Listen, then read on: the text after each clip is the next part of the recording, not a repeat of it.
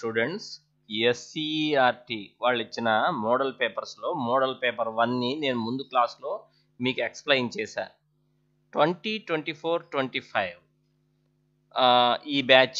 ఈ బ్యాచ్లో పరీక్షలు చాలా దగ్గరగా ఉన్నాయన్నమాట. మరి ఈ 3 మోడల్ పేపర్స్ కనుక మీరు జాగ్రత్తగా చూసినట్టయితే చాలా క్వశ్చన్స్ రిపీటెడ్గా వస్తాయి. అండ్ ఇవి కనుక ప్రిపేర్ అయితే మీరు మ్యాక్సిమం స్కోర్ చేయొచ్చు కూడా. కాబట్టి నేను ఈ 3 పేపర్స్ చెప్తున్నాను, మీరు తరవుగా ప్రిపేర్ కాండి. మీరు పాస్ విషయం కాదు, మార్క్స్ కూడా బాగా వస్తాయి. కాబట్టి ఇంకా పాస్ అనేది ఏముంది, డెఫినెట్గా పాస్ అవుతారు. సో ఈ మోడల్ పేపర్స్ బాగున్నాయి, మీరు చూడండి. Why keeping food in air tight containers. మరి ఇప్పుడు మనం చిప్స్ ఇలాంటివి కొనుక్కుంటాం కదా బస్ స్టాండ్లో, అవి ఎయిర్ టైట్ కంటైనర్స్లో ఎందుకు పెడతారంటే అవి కనుక ఆక్సిజన్కు ఎక్స్పోజ్ అయితే ముక్కిపోతాయి. దాన్ని ర్యాన్సిడిటీ అంటారని మీకు తెలుసు. మరి అప్పుడు వాటి స్మెల్ మారిపోతుంది కాబట్టి అవి ఆక్సిజన్కు ఎక్స్పోజ్ కాకుండా ఉండటం కోసం, అంటే ఆక్సిడేషన్ అనేది స్లో అవ్వటం కోసం వాటిని ఎయిర్ టైట్ కంటైనర్స్లో పెడతారు. ఓకేనా, ఆక్సిడేషన్ అనేది స్లో అవ్వటం కోసం. నెక్స్ట్ ఇక్కడ ఏవో 3 సొల్యూషన్స్ ఇచ్చాడు. న్యూట్రలైజేషన్ అంటే ఏంటి? యాసిడ్ బేసు కలిసిపోయి అంటే ఒకదాంతో ఒకటి రియాక్ట్ అయ్యి సాల్ట్ వాటరు రావటమే న్యూట్రలైజేషన్, అంతే కదా. మరి యాసిడ్ బేసు రియాక్ట్ అవ్వటం అంటే ఫర్ ఎగ్జాంపుల్కి HCl ప్లస్ NaOH, అదే కదా నేను మీకు చెప్పబోయే రియాక్షన్. ఇక్కడ రాస్తా, HCl ప్లస్ NaOH అంటే యాసిడ్ ప్లస్ బేస్. అప్పుడు ఏమొస్తుంది? NaCl plus H2O, salt and water వస్తాయి. ఇదే న్యూట్రలైజేషన్ అంటే. నెక్స్ట్ క్వశ్చన్ చూడండి. Substance which is neutral. X అనేదట ఒక సబ్స్టాన్స్, అదేం చేసిందంటే బ్లూ కలర్ లిట్మస్ని రెడ్ కలర్లోకి మార్చింది. డెఫినెట్గా అది యాసిడ్, న్యూట్రల్ కాదు. మరి వై అనేది ఏం చేసింది? బ్లూ లిట్మస్లో అలానే ఉంది, రెడ్ లిట్మస్లో అలానే ఉంది. అంటే 2 లిట్మస్లతోటి దీనికి ఎటువంటి రియాక్షన్ లేదు. ఖచ్చితంగా వై న్యూట్రల్ అయి ఉంటుంది. జడ్ చూడండి, బ్లూ లిట్మస్ని ఏం చేయలేదు కానీ రెడ్ లిట్మస్ని బ్లూ కలర్లోకి మార్చిందంటే అది బేస్ అయి ఉంటుంది. సో ఈ మూడిట్లో ఏది న్యూట్రల్ అంటే వైఏ న్యూట్రల్. ఓకేనా. What type of oxides are formed when non metals combine with oxygen. Non metals అనేవి ఆక్సిజన్తో కంబైన్ అయితే ఎట్లా అంటే ఫర్ ఎగ్జాంపుల్ సి అనేది నాన్ మెటల్, అది ఆక్సిజన్తో కంబైన్ అయితే CO2 అనే ఆక్సైడ్ వస్తుంది. ఇది ఎలాంటి ఆక్సైడ్ అంటే ఎసిడిక్ నేచర్ ఉన్న ఆక్సైడ్. అర్థమవుతుంది. దీన్ని వాటర్లో డిజాల్వ్ చేస్తే యాసిడ్ వస్తుంది. సో ఇది ఎసిడిక్ నేచర్ ఉన్న ఆక్సైడ్ కాబట్టి ఎప్పుడైనా గుర్తుపెట్టుకోండి, నాన్ మెటల్స్ అనేవి ఆక్సిజన్తో గనక కంబైన్ అయితే ఖచ్చితంగా ఎసిడిక్ నేచర్ ఉన్న ఆక్సైడ్స్ వస్తాయి. అలానే మెటల్స్ గనక ఆక్సిజన్తో కంబైన్ అయితే బేసిక్ నేచర్ ఉన్న ఆక్సైడ్స్ అనేవి వస్తాయి. Next, right any one use of ethanol alcohol, అది ఈథైల్ ఆల్కహాల్. ఎట్లా ఏం చెప్పచ్చులే. ఈథైల్ ఆల్కహాల్ అంటే మామూలుగా బయట దొరికే సారాయి. అది it is used as a good solvent, అంటే చాలా పదార్థాలు దాంట్లో కరుగుతాయి కాబట్టి గుడ్ సాల్వెంట్. అది మెడిసిన్స్లో కూడా ఉపయోగిస్తారు. మనం టింక్చర్ అయోడిన్ ఏదైనా గాయాలు తగిలినప్పుడు, అలానే టానిక్స్లో కూడా ఈ ఈథైల్ ఆల్కహాల్ ఉంటుంది. దీని ఫార్ములా ఏంటంటే C2H5OH. C2H5OH ఈథైల్ ఆల్కహాల్ అన్న ఇథనాల్ అన్న ఒకటే. Okay. Next, the changes in focal length of an eye lens is caused, అంటే కన్ను తన ఫోకల్ లెంగ్త్ను తనే మార్చుకోగలదు. ఇలా మార్చుకోవటాన్ని అకామిడేషన్ ఆఫ్ ఐ అంటారని నేను మీకు చెప్పాను. కన్ను తన ఫోకల్ లెంగ్త్ని 2.27 సెంటీమీటర్స్ నుంచి 2.5 సెంటీమీటర్స్ మధ్యలో మార్చుకోగలదు. ఇలా తన ఫోకల్ లెంగ్త్ను తనే మార్చుకునేదాన్ని అకామిడేషన్ ఆఫ్ ఐ అంటారు. ఇందుకు పనికొంచేటువంటి muscles ciliary muscles. Okay. Next, electrical energy. What is the SI unit of electrical energy అంటే ఇంతకు ముందు నేను చెప్పాను ముందు పేపర్లో, కిలో వాట్ అవర్ అనేది ఎలక్ట్రికల్ ఎనర్జీకి ఎస్ఐ యూనిట్ అనమాట. ఎస్ఐ యూనిట్ అంటే వాడుకలో ఉన్న యూనిట్ ఇది. ఓకేనా? మామూలుగా ఎనర్జీకి యూనిట్ జౌలే, వాడుకలో ఉన్న యూనిట్ ఇది. దీని వాల్యూ ఎంత అంటే 3.6 ఇంటూ అంటే 1 kilo what hour is equal to 3.6 into 10 power 6 joules అని చెప్పాలి. Next, name A device that helps to measure A potential difference. Potential difference ని మెజర్ చేసేది వోల్ట్ మీటర్, అదే కరెంటుని మెజర్ చేసేది అయితే అమ్మీటర్. సెక్షన్ ఏ అయిపోయింది. ఇందులో 8 క్వశ్చన్స్ ఉన్నాయి, అన్ని 1 మార్క్ క్వశ్చన్సే. సో ఇవి ఆన్సర్ చేస్తే 8 మార్క్స్. నెక్స్ట్ సెక్షన్ బిలోకి వచ్చేసాం. ఇందులో 2 మార్క్స్ క్వశ్చన్స్ 3 ఉంటాయి. 3 అటెంప్ట్ చేయాల్సిందే మనం, 6 మార్క్స్ వస్తాయి. Identify the alkanes, alkenes, alkynes. ఎట్లా ఐడెంటిఫై చేయాలి? ఆల్కేన్స్ అంటే CnH2n+2, అది జనరల్ ఫార్ములా. ఆల్కీన్స్ అంటే CnH2n, ఆల్కైన్స్ అంటే CnH2n-2. ఓకే, ఇదేమో ఆల్కేన్స్, ఆల్కీన్స్, ఆల్కైన్స్. మరి ఇప్పుడు ఎట్లా అంటే, ఫర్ ఎగ్జాంపుల్కి కార్బన్ని డబల్ చేసి 2 యాడ్ చేస్తే హైడ్రోజన్ రావాలి. ఫర్ ఎగ్జాంపుల్కి C3 అన్నాను అనుకో, హెచ్లు ఎన్ని ఉండాలి తెలుసా? ఈ 3ని డబల్ చేస్తే 6, దానికి ఒక 2 యాడ్ చేస్తే 8. ఇలా ఉంటే ఆల్కేన్. జస్ట్ డబల్ చేస్తే వస్తే ఆల్కీన్, డబల్ చేసి 2 మైనస్ చేస్తే వస్తే ఆల్కైన్. ఫర్ ఎగ్జాంపుల్ ఇదే చూసుకో, డబల్ చేయటం అంటే C3H6, అది ఆల్కీన్. మరి ఆల్కైన్ అంటే డబల్ చేయి 2 తీసేయి, C3H6 కదా, 2 తీసేస్తే H4, ఆల్కైన్. అలా చెప్పాలి. ఇక్కడ మనం చూద్దాం. ఆల్కేన్స్లో ఇవి గనక మీరు చూస్తే జస్ట్ అన్ని డబల్ చేస్తున్నాయి, డబల్ చేసి +2 యాడ్ చేస్తున్నాయి, అందుకే ఇవి ఆల్కేన్స్. ఇది జస్ట్ డబల్ చేస్తుంది C3H6, ఇది డబల్ చేసి 2 సబ్ట్రాక్ట్ చేస్తుంది, అందుకే ఆల్కైన్. సో అలా గుర్తుపెట్టుకోండి. డబల్ చేసి 2 యాడ్ చేస్తే ఆల్కేన్, జస్ట్ డబల్ చేస్తే ఆల్కీన్, డబల్ చేసి 2 సబ్ట్రాక్ట్ చేస్తే వచ్చేది ఆల్కైన్. Okay, next, A ray passing through the center of curvature of a concave mirror after reflection is reflected back along the same pathway. ఇప్పుడు for example అది concave mirror కదా, concave mirror ఎలా ఉంటుంది? ఇది concave mirror, ఇది coated surface, ఇటువైపు reflecting surface ఉంది. ఇలా నార్మల్గా వచ్చింది అనమాట. నార్మల్గా వస్తేనే ఒక రే సెంటర్ ఆఫ్ కర్వేచర్ నుంచి వచ్చేది. ఇటు వచ్చినా కూడా నార్మల్గా రావటం అంటారు, ఇక్కడ 90 ఉంటుంది. నార్మల్గా వస్తేనే అది సెంటర్ ఆఫ్ కర్వేచర్ నుంచి వచ్చినట్టు. మరి నార్మల్గా వచ్చిన లైట్ రే ఏమవుతుంది? అదే పాత్లో రీబ్యాక్ అయ్యి వెళ్ళిపోతుంది. అందుకనే అవి నార్మల్ నుంచి వచ్చినటువంటి లైట్ రేస్ కాబట్టి అవి అదే పాత్లో మరలా రీట్రేస్ అయి వెళ్ళిపోతాయి. Next, why are, copper and aluminium wires usually employed for electric transmission. ఎందుకని మనం కరెంటు తీగలుగా కాపర్ వైర్స్ కానీ అల్యూమినియం వైర్స్ కానీ ఉపయోగిస్తాం? ఎందుకని? Copper and aluminium wires possesses low resistivity, వీటికి రెసిస్టెన్స్ తక్కువ, అందువల్ల వీటి గుండా కరెంటు బాగా పాస్ అవుతుంది. And as such are generally used for electric transmission, అందువల్లనే వాటిని మనం ఎలక్ట్రిక్ ట్రాన్స్మిషన్కి ఉపయోగిస్తాం. వాటి రెసిస్టివిటీ తక్కువ, అందువల్ల కరెంటు బాగా పాస్ అవుతుంది. ఓకే, నెక్స్ట్ సెక్షన్ 3లోకి వచ్చేసాం. ఇక్కడ 4 మార్క్స్ క్వశ్చన్స్ 3 ఉంటాయి.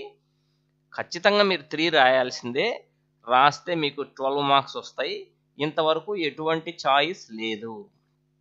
ఇక్కడ చూడండి, ఆబ్జెక్టుని ఎక్కడ పెడితే ఇమేజ్ ఎక్కడ వస్తుంది అనేది కదా ఇవి. ఇంతకుముందు మోడల్ పేపర్ 1లో కూడా కాన్వెక్స్ మిర్రర్లో 6 కేసెస్, కాన్వెక్స్ మిర్రర్ అన్న కాన్వెక్స్ లెన్స్ నేను చెప్పింది, సారీ, కాన్వెక్స్ లెన్స్లో 6 కేసెస్. ఇది కాన్కేవ్ మిర్రర్, ఏదైనా ఒకటేను. అది ఎలా ఉంటుందో ఇది కూడా అలానే ఉంటుంది. చాలా ఇంపార్టెంట్, డెఫినెట్గా వస్తాయి.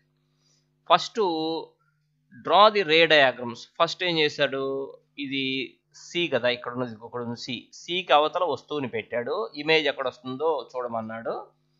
అప్పుడు నువ్వేం చేస్తావు, వస్తువుకు ఆబ్జెక్ట్కు పేరు పెట్టు ఏబి అని, దాని హెడ్ ఏ కదా, అక్కడి నుంచి 2 లైట్ రేస్ డ్రా చేయాలి. ఒకటి ప్యారలల్గా డ్రా చేస్తే అది డెఫినెట్గా ఎఫ్ గుండా వెళ్ళిపోతుంది, అది ఒకటో లైట్ రే. రెండోది మరలా హెడ్ నుంచే డ్రా చేయాలి, సి నుంచి డ్రా చేస్తే మరలా అటే రీబ్యాక్ అయి వెళ్ళిపోతుంది. సి నుంచి వస్తే అంతే కదా, ఈ 2 రిఫ్లెక్టెడ్ రేసు ఎక్కడ మీట్ అవుతాయో అక్కడ ఇమేజ్ వస్తుంది. ఇమేజ్ పేరు ఏం పెట్టుకున్నారంటే బి డాష్ ఏ డాష్ అని పేరు పెట్టుకో. ఆబ్జెక్ట్తో పోలిస్తే ఇమేజ్ చిన్నది కాబట్టి డిమినిష్డ్ ఇమేజ్, తలక్రిందులుగా ఉంది కాబట్టి ఇన్వర్టెడ్ అండ్ రియల్ స్క్రీన్ మీద పట్టొచ్చు. నేను ఇమేజ్ క్వాలిటీస్ కూడా చెప్పేశాను. ఇమేజ్ సిఎఫ్ల మధ్య ఫామ్ అవుతుంది, సిఎఫ్ల మధ్య ఇమేజ్ ఎలా ఉంది, చిన్నదిగా ఉంది కాబట్టి diminished, inverted and real. Okay, ఇది చూడు, బిట్వీన్ సి అండ్ ఎఫ్, సిఎఫ్ల మధ్య సి ఇక్కడ ఉంది, ఎఫ్ ఇక్కడ ఉంది, ఆ రెండింటి మధ్య మనం ఆబ్జెక్ట్ని పెట్టాము. ఇదిగో ఆబ్జెక్ట్ పేరు ఇది, దాని హెడ్ నుంచి 2 లైట్ రేస్ డ్రా చేయాలి, ఒకటి ప్యారలల్గా డ్రా చేయి, అది డెఫినెట్గా ఎఫ్ గుండా వెళ్ళిపోతుంది. ఇంకొక లైట్ రేని సి డైరెక్షన్లో డ్రా చేయి, మళ్ళీ రీట్రేస్ అయ్యి వెనక్కి వెళ్ళిపోతుంది. ఆ 2 ఎక్కడ మీట్ అవుతాయో అక్కడే ఇమేజ్ వస్తుంది. ఇమేజ్ ఖచ్చితంగా తలక్రిందులుగా ఉంది, ఇన్వర్టెడ్ ఇమేజ్, వస్తువు కంటే పెద్దది ఉంది, మ్యాగ్నిఫైడ్ అండ్ రియల్ ఇమేజ్. సిఎఫ్ల మధ్య పెడితే ఇమేజ్ సికి అవతల వచ్చింది, బియాండ్ సి. మరి ఇలాంటి 6 కేసెస్ మీరు జాగ్రత్తగా చూడాలి. ఇదేంటంటే కాన్కేవ్ మిర్రర్, ఇది వచ్చేసి కాన్వెక్స్ లెన్స్కి ఈక్వల్గా ఉంటుంది, అలానే ఉంటాయి. ఈ కాన్కేవ్ మిర్రర్ అంటే ఇది ఇట్లా ఉంటుంది, కాన్కేవ్ మిర్రర్. దీనికి 6 కేసెస్ వస్తాయి. కాన్వెక్స్ లెన్స్ కూడా 6 కేసెసే వస్తాయి. కాబట్టి జాగ్రత్తగా ప్రాక్టీస్ చేయండి, మీకు ఒకటి వస్తుంది కదా, ప్రాక్టీస్ చేయాలి. Next, draw A diagram of arrangement of operators for the reaction of acids with metals.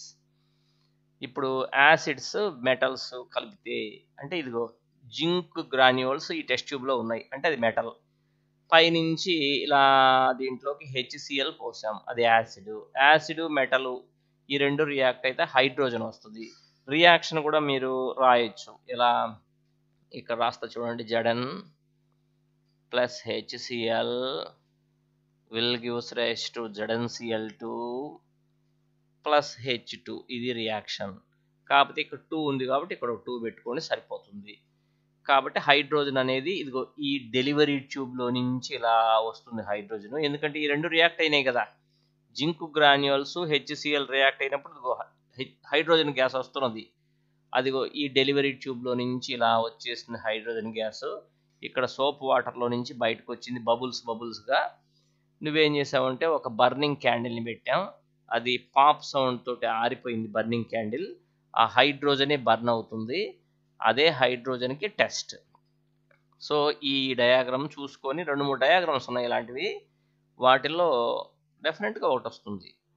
Next, give 2 important uses of bleaching powder. అంటే మనం నిత్యం యూజ్ చేస్తాం దాన్ని, దాని ఫార్ములా ఏంటంటే CaOCl2, అదే కదా బ్లీచింగ్ పౌడర్ ఫార్ములా. ఇది కాటన్ని రంగు పోగొట్టడానికి, బ్లీచింగ్ అంటే అది రంగు పోగొట్టడమే. లెమన్ ఇన్ ది టెక్స్టైల్ ఇండస్ట్రీలో కూడా for bleaching would pulp in paper factories. అంటే ఈ కాగితపు గుజ్జు ఉంటుంది చూసారా, దానికి కొంచెం కలర్ ఉంటుంది, వైట్ రాదు. మరి దాన్ని కూడా మనం ఏం చేస్తామంటే ఈ బ్లీచ్ చేస్తాం, అంటే బ్లీచింగ్ పౌడర్ని కలుపుతాం. బ్లీచింగ్ పౌడర్ని కలిపితే కలర్ పోగొట్టి వైట్కి వస్తుంది. ఫర్ బ్లీచింగ్ వాష్డ్ క్లోత్స్, బాగా ఉతికినటువంటి గుడ్డల్ని కూడా ఇలా బ్లీచ్ చేస్తే వాటి కలర్ వైట్గా వస్తుంది లాండ్రీలో. సో ఇలా బ్లీచింగ్ పౌడర్ని యూజ్ చేస్తారు. Next, as an oxidising agent in many chemical industries, ఇది ఆక్సిడైజింగ్ ఏజెంట్గా పనిచేస్తుంది, అంటే ఆక్సిజన్ ఇస్తుంది, ఇది ఆక్సిడైజింగ్ ఏజెంట్. తర్వాత డ్రింకింగ్ వాటర్లో ఉండే జర్మ్స్ని పోగొట్టడానికి, వాటర్ని క్లీన్ చేయడానికి, వాటర్కి మనం బ్లీచింగ్ పౌడర్ని పెద్ద పెద్ద వాటర్ ట్యాంక్స్ ఉంటాయి, బ్లీచింగ్ పౌడర్ కలుపుతారుగా. నెక్స్ట్ ప్లాస్టర్ ఆఫ్ ప్యారిస్ అనేది కనుక చూస్తే దాని ఫార్ములా ఏంటి? CaSO4 half H2O. CaSO4 half H2O. మరి CaSO4 2H2O అంటే అది జిప్సం, అది జిప్సం. ఇది ప్లాస్టర్ ఆఫ్ ప్యారిస్. ఓకేనా? ప్లాస్టర్ ఆఫ్ ప్యారిస్ అనేది మెత్తగా ఉండే వైట్ కలర్డ్ పౌడర్, ఏమాత్రం వాటర్ తగిలినా గట్టిపడిపోతుంది, జిప్సం వస్తుందన్నమాట. దీన్ని చిన్న చిన్న బొమ్మలు తయారు చేసుకోవడానికి, టాయ్స్, ఇక్కడ ఉంది కదా టాయ్స్, డెకరేటింగ్ మెటీరియల్, ఇంట్లో కూడా పిఓపి చేసామంటుంటారు, పిఓపి వర్క్ మిగిలిపోయింది. పిఓపి అంటే ప్లాస్టర్ ఆఫ్ ప్యారిస్. ఆ వర్క్ తోటి డెకరేట్ చేయొచ్చు ఇళ్ళని. తర్వాత డాక్టర్స్ ఏం చేస్తారంటే విరిగిన ఎముకల్ని అతికించడానికి సపోర్టింగ్ ఫ్రాక్చరల్ బోన్స్ అంటే కట్టు కడతారు వాళ్ళు. కట్ అంటే మెత్తగా ఉండే ఈ ప్లాస్టర్ ఆఫ్ ప్యారిస్ పేస్ట్ ఉంటుంది, కొంచెం వాటర్ కలపగానే వెంబడే కట్టు కట్టేస్తారు, గడ్డ కట్టిపోతుంది అనమాట. సో అలా దీన్ని యూజ్ చేస్తారు. Next observe the ray diagram and answer the following questions. ఇక్కడ వస్తువుని ఎక్కడ పెట్టారు? 2F కంటే అవతల. ఇమేజ్ ఎక్కడ పడింది? FCల మధ్యలో వచ్చింది ఇమేజ్. ఎలా ఉంది? ఇన్వర్టెడ్గా ఉంది. వస్తువు కంటే చిన్నది రియల్ ఇమేజ్. ఇది convex lens. Which lens used? ఇట్లా ఉబ్బెత్తుగా ఉంటే convex lens. Answer convex lens. Where is the position of the object beyond C? Cకి అవతలే ఉంది కదా, లేకపోతే బియాండ్ 2F1 ఎట్లయినా పర్లే. Where is the position of the image in between F and C? In between F and C. ఓకేనా? అది దాని positions. దాని nature ఏంది? What is the nature of the image? తలకిందులుగా ఉంది కాబట్టి ఇన్వర్టెడ్, రియల్ అండ్ డిమినిష్డ్. వస్తువుతో పోలిస్తే చిన్నది కాబట్టి డిమినిష్డ్. నెక్స్ట్ క్వశ్చన్ అయిపోయింది. సెక్షన్ 4లోకి వచ్చేసాం మనం. ఇక్కడ 8 మార్క్స్ క్వశ్చన్స్ ఉంటాయి, 3 రాయాలి, 24 మార్క్స్ వస్తాయి. ఇంటర్నల్ ఛాయిస్ ఉంటుంది, అది కానీ ఇది కానీ అలా రాయాలి ఇది. Next explain the correction of the I defect hyper. పోయినసారి దాంట్లో మయోఫియా నేను చెప్పాను పేపర్ 1లో, ఇది హైపర్ మెట్రోఫియా. డెఫినెట్గా వీటిల్లో వస్తుంది. దీర్ఘదృష్టి అంటారు కదా, దగ్గరగా ఉండేవి కనిపించవు, దూరంగా ఉండేవి బాగానే కనిపిస్తాయి. Hypermetropia is also known as far sightedness. దూరం బాగా కనిపిస్తాయి. A person with hypermetropia can see distant objects clearly. దూరంగా ఉండేవి బాగానే చూడగలడు ఇతను, but cannot see nearby objects distinctly. దగ్గరగా ఉండే వాటిని అంత బాగా చూడలేడు. The near point for the person is farther away from the normal near point 25 centimeters. Such a person has to keep a reading material much beyond 25 centimeters from the eye for a comfortable reading. వీళ్ళకి ఏమవుతుందంటే మామూలుగా అందరికీ 25 centimeters నుంచి కనపడితే వీళ్ళకి అంత ఇంకా దూరం పెట్టుకుంటే కానీ కనపడదు. చాలామంది పేపర్ చదువుతుంటారు చూసారా, దూరంగా పెట్టుకొని చదువుతుంటారు పేపర్. వాళ్ళకి ఏమున్నట్టంటే హైపర్ మెట్రోఫియా ఉన్నట్టు. కాబట్టి ఏం రాస్తారంటే near point goes far away. ఈ పాయింట్స్ అట్లనే రాయాల్సిన పని లేదు, సింపుల్గా రాయండి. Okay. This defect arises. Image ఎక్కడ ఫామ్ అవుతుంది వీళ్ళకి? ఇమేజ్ రెటీనా మీద కాకుండా బియాండ్ రెటీనా, రెటీనాకు అవతల ఫామ్ అవుతుంది. ఇంకా ఇదంతా కూడా రాయాల్సిన పని నువ్వు. Image is formed beyond the retina అని రాస్తే చాలు. ఈ పాయింట్కి బదులు ఎక్కడొస్తుందంటే రెటీనాకు అవతల. నేనంతే చెప్పున్నా, మీరు నా వీడియో చూడండి. This defect can be corrected by using a convex lens of suitable power. తగినటువంటి కాన్వెక్స్ లెన్స్ని కళ్ళద్దాలుగా పెట్టుకుంటే దూరంగా రెటీనా అవతల ఏర్పడినటువంటి ఇమేజ్ కరెక్ట్గా వచ్చి రెటీనా మీద పడుతుంది, నీకు ఆ ప్రాబ్లం పోతుంది. మరి దాని పవర్ ఎంత ఉండాలి? దాని పవర్ ఎంత ఉండాలంటే ఫోకల్ లెంగ్త్ చెప్తాను నేను. F is equal to 25D by D minus 25. ఇది మనము ఉపయోగించాల్సిన కాన్వెక్స్ లెన్స్ యొక్క focal length. Sir focal length వస్తే పవర్ వస్తుందా అంటే ఎందుకు రాదు? P is equal to 100/F కదా. ఫస్ట్ ఫోకల్ లెంగ్త్ కనుక కనుక్కున్నామంటే ఆటోమేటిక్గా పవర్ వచ్చేస్తుంది. ఫోకల్ లెంగ్త్ సెంటీమీటర్స్లో ఉన్నప్పుడు ఇది ఫార్ములా. సో ఇది హైపర్ మెట్రోఫియా. దీంట్లో మీరు నేర్చుకుంది ఏంటంటే దూరంగా డిస్టెంట్ ఆబ్జెక్ట్స్ని బాగా చూస్తాడు, పాయింట్ నెంబర్ 1. ఇమేజ్ అనేది రెటీనాకు బియాండ్లో ఫామ్ అవుతుంది. మరి వీళ్లకు ఈ నియర్ పాయింట్ అనేది దూరంకు జరిగి ఉంటుంది. సూటబుల్ కాన్వెక్స్ లెన్స్ని యూస్ చేస్తే దీన్ని రెక్టిఫై చేయొచ్చు మనం. ఇమేజ్ వచ్చి రెటీనా మీద పడుతుంది. ఆ కాన్వెక్స్ లెన్స్ ఫోకల్ లెంగ్త్ ఎంత అంటే ఇక్కడ చెప్పేసాను నేను, అది. నెక్స్ట్, ఇంతకుముందు నేను మోడల్ పేపర్ 1లో ఏం చెప్పానంటే రెసిస్టెన్సెస్ని ప్యారలల్గా కనెక్ట్ చేస్తే వచ్చే ఫార్ములా చెప్పాను. 1/r is equal to 1/r1. అది ప్యారలల్ కనెక్షన్లో ఈక్వివాలెంట్ రెసిస్టెన్స్ ఫార్ములా. ఇప్పుడు సిరీస్ కనెక్షన్ ఇది చెప్తున్నా చూడండి. ఇక్కడ 3 రెసిస్టర్స్ ఉన్నాయి, R1, R2, R3. ఒకదాని ప్రక్కన ఒకటి ఒకే లైన్లో కలిపితే సిరీస్ కనెక్షన్. ఇక్కడ ఏమున్నాయి, ఇంకా ఒక బ్యాటరీ ఉంది. ఓకే, మనం ఏం చేసామంటే బ్యాటరీని ఆన్ చేసాం. కరెంట్ అనేది ఇలా ఫ్లో అవటం మొదలుపెట్టింది. R1లో నుంచి ఎంత కరెంట్ పాస్ అవుతుందో R2లో నుంచి కూడా అంతే పాస్ అవుతుంది, R3లో నుంచి కూడా అంతే పాస్ అవుతుంది. ఎందుకంటే కరెంటు వెళ్ళటానికి ఒక్కదారే ఉంది కాబట్టి కరెంట్ అనేది కాన్స్టెంట్. ఏ కనెక్షన్లో? సిరీస్లో. I is equal to constant I. Okay, బాగానే ఉంది. మరి మొదటి రెసిస్టెన్స్ ఎంత? R1. అక్కడ పొటెన్షియల్ డిఫరెన్స్ ఎంత? V1. రెండవ రెసిస్టెన్స్ ఎంత? R2. అక్కడ పొటెన్షియల్ డిఫరెన్స్ V2. ఇది R3. అక్కడ పొటెన్షియల్ డిఫరెన్స్ V3. కరెంట్ మాత్రం ప్రతి చోట I. ఇప్పుడు Ohm's law V is equal to IR అని మీ అందరికీ తెలుసు కదా. ఆ ఓమ్స్ లాని ఇక్కడ వాడితే ఏమొస్తుంది? V1 is equal to IR1 అని వస్తుంది.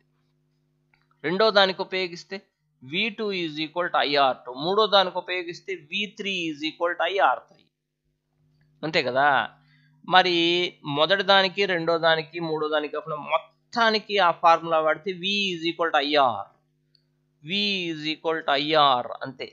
కాకపోతే R ప్లేస్లో RS అని పెట్టుకో, సిరీస్ కాబట్టి అంతే. మరి ఇప్పుడు ఏం రాద్దాం మనం? V is equal to IR అంటే V అంటే ఏంటి? మొత్తం పొటెన్షియల్ డిఫరెన్స్. కరెక్టేనా? V is equal to V1 plus V2 plus V3. అంటే V1, V2, V3 కూడితే V వస్తుంది. సో సిరీస్ కనెక్షన్లో కరెంట్ కాన్స్టెంట్, కానీ V is equal to V1 plus V2 plus V3. చాలా నాకు V is equal to V1 plus V2 plus V3 అనేది చాలా ముఖ్యమైన ఫార్ములా. ఫస్ట్ రాయండి అది. Vకి బదులు ఏం రాస్తారు? IR రాయండి. V1కి బదులు IR1 ప్లస్ V2కి బదులు IR2 ప్లస్ V3కి బదులు IR3. I కామన్ తీసి క్యాన్సిల్ చేసేయండి. R is equal to R1 plus R2 plus R3. So రెసిస్టెన్సెస్ని సిరీస్లో కనెక్ట్ చేసినప్పుడు లాస్ట్లో ఏమొస్తుంది? R is equal to R1 plus R2 plus R3 వస్తుంది. అదే ప్యారలల్గా కనెక్ట్ చేస్తే 1/R is equal to 1/R1 plus 1/R2 plus 1/R3 వస్తుంది. సిరీస్లో కరెంట్ అనేది మారదు, కాన్స్టెంట్. అదే ప్యారలల్గా అయితే వోల్టేజ్ కాన్స్టెంట్. ఈ రెండు చాలా ఇంపార్టెంట్, జాగ్రత్తగా చూసుకోండి. Next, balance the following equations. Balance చేయటం అనేది కొన్ని ప్రాక్టీస్ చేయాలి కదా మీరు. ఇప్పుడు ఫర్ ఎగ్జాంపుల్ ఇదిగో HNO3 plus CaOH twice will gives rise to CaNO3 twice plus H2O అన్నాడు. ఇక్కడ NO3లు 2 ఉన్నాయి, ఇక్కడ NO3 ఒక్కటే ఉంది. దాన్ని బ్యాలెన్స్ చేయాలంటే ఇక్కడ 2 వేయండి. ఓకేనా? తర్వాత మరి అప్పుడు ఇది సరిపోయింది, కాల్షియం కూడా సరిపోయింది. ఇక్కడ 2Hలు ఉన్నాయి, ఇక్కడ 2Hలు 4 అవుతాయి, ఇక్కడ 2 ఆక్సిజన్లు. సో 2H2O వేయండి, అయిపోయింది. ఈ ఈక్వేషన్ చూడు, NaOH plus H2SO4 will gives rise to Na2SO4 plus H2O. Na2 అన్నాడు కాబట్టి 2 Naలు ఉన్నాయి, ఇక్కడ ఒకటే ఉంది, అందుకని ఇక్కడ 2 వేయండి. ఇక్కడ వేసాడు. 2NaOH ప్లస్ H2SO4 కదా. ఇక్కడ ఒక H2 ఉంది, ఇక్కడ ఒక 2 Hలు, 4 Hలు, 2 ఆక్సిజన్లు, 2H2O. తర్వాత NaCl plus AgNO3 will gives rise to AgCl plus NaNO3. మరి దీన్ని కనుక గమనిస్తే బ్యాలెన్స్ చేసేది ఏముంది? ఇక్కడ ఒక Na ఉంది, ఇక్కడ ఒక Na ఉంది, ఇక్కడ ఒక NO3 ఉంది, ఇక్కడ ఒక NO3 ఉంది, ఇటువైపు ఒక Ag ఉంది, ఇటువైపు ఒక, అన్నీ సరిపోయినాయి. ఇక్కడ బ్యాలెన్స్డే, నువ్వేం చేయబల్లా. Barium chloride plus H2SO4 will gives rise to barium sulphate plus HCl. దీన్ని బ్యాలెన్స్ చేయమంటే ఇక్కడ Cl2 అంటే 2 Cls ఉన్నాయి, అక్కడ ఒకటే ఉంది, అందువల్ల ఇక్కడ 2. అప్పుడు ఇక్కడ 2 హైడ్రోజన్లు ఉంటాయి, ఇటు 2 ఉన్నాయి, సరిపోయినాయి. సరిపోయింది, ఇంక బ్యాలెన్స్ అయిపోయింది. ఓకే, నెక్స్ట్ హోమోలాజియస్ సిరీస్ అంటే ఏంటి, సబ్స్టిట్యూషన్ రియాక్షన్స్ అంటే ఏంటి మనం చెప్పాలి, అంతేనా? Homologous series ante a series of compounds in which the same functional group substitutes for hydrogen in a carbon chain is called homologous series. Homologous series ante em ledu, ఇప్పుడు methane ఉంది CH4, ethane ఉంది C2H6, propane ఉంది C3H8, ఇలా alkanes వస్తుంటాయి కదా, ఇది హోమోలాజియస్ series. ఎందుకంటే వరుస రెండు సమ్మేళనాల మధ్య, అంటే the difference between two successive compounds is CH2 everywhere. ఎక్కడ చూసుకున్నా ఈ రెండు ఒక దాంట్లోంచి ఒకటి తీసేస్తే CH2, ఈ రెండు ఒక దాంట్లోంచి ఒకటి తీసేస్తే CH2, అలా వస్తుంటుంది అనమాట. అదే హోమోలాజియస్ సిరీస్ అంటే. ఎగ్జాంపుల్ ఏంటి అంటే వాడే ఇచ్చాడు ఆల్కేన్స్ అని, లేకపోతే ఆల్కీన్స్ తీసుకోవచ్చు, ఆల్కైన్స్ కూడా తీసుకోవచ్చు. సబ్స్టిట్యూషన్ రియాక్షన్ అంటే ఏంటి అంటే ఆల్కేన్స్ అనేవి సబ్స్టిట్యూషన్ రియాక్షన్కి అండర్గో అవుతాయి, ఆల్కీన్స్ ఆల్కైన్స్ ఎడిషన్ రియాక్షన్. ఎలా అంటే ఇప్పుడు CH4 ఉంది, అది ఆల్కేన్, ఒక కార్బన్ 4 హైడ్రోజన్లతో రియాక్ట్ అయింది. ఇట్లా చూపిస్తున్నా, కార్బన్కి రియాక్ట్ అవ్వగలిగే కెపాసిటీ అంతే ఉండేది, ఒక కార్బన్ 4 హైడ్రోజన్లతో రియాక్ట్ అవ్వగలదు, అయింది. ఇంకా దీనికి అదనంగా దేంతో రియాక్ట్ అవ్వలేదు. ఇది సాచురేషన్లో ఉంది, సంతృప్తి చెందింది, అందువల్ల ఇది ఒక సాచురేటెడ్ హైడ్రోకార్బన్. దీనికి నువ్వు క్లోరిన్ని యాడ్ చేసావు, అది తీసుకోదు, అందువల్ల ఏం చేస్తుందంటే ఒక హైడ్రోజన్ బయటికి పోతే కానీ ఒక క్లోరిన్ రాదు. అప్పుడు CH3Cl ప్లస్ బయటికి పోయిన హైడ్రోజన్ Clతో కలిస్తే HCl. ఇక్కడ ఏం చేస్తుంది, ఒక క్లోరిన్ వచ్చి హైడ్రోజన్ తీసేసి దాని ప్లేస్లో సబ్స్టిట్యూట్ అయింది, అందువల్లనే ఇది సబ్స్టిట్యూషన్ రియాక్షన్. ఇది సన్లైట్ ప్రెజెన్స్లోనే జరుగుతుందన్నమాట. ఇక్కడ ఏదొచ్చి దేన్ని సబ్స్టిట్యూట్ చేసిందంటే క్లోరిన్ వచ్చి హైడ్రోజన్ సబ్స్టిట్యూట్ చేసింది. ఇలా అండర్గోయేవి ఆల్కేన్స్ మాత్రమే, ఆల్కీన్స్ ఆల్కైన్స్ ఎడిషన్ రియాక్షన్. ఓకేనా? Next, describe an activity on force experienced by a current carrying conductor placed in a magnetic field. ఒక మ్యాగ్నెటిక్ ఫీల్డ్లో కరెంట్ క్యారింగ్ కండక్టర్ని పెడితే దాని మీద ఫోర్స్ పనిచేస్తుందని చూపించమంటాడు. నేను నీకు ఫస్ట్ ఎక్స్ప్లెయిన్ చేస్తా. ఇక్కడ ఇది ఒక మ్యాగ్నెటిక్ ఫీల్డ్, ఇది ఒక మ్యాగ్నెటిక్ ఫీల్డ్.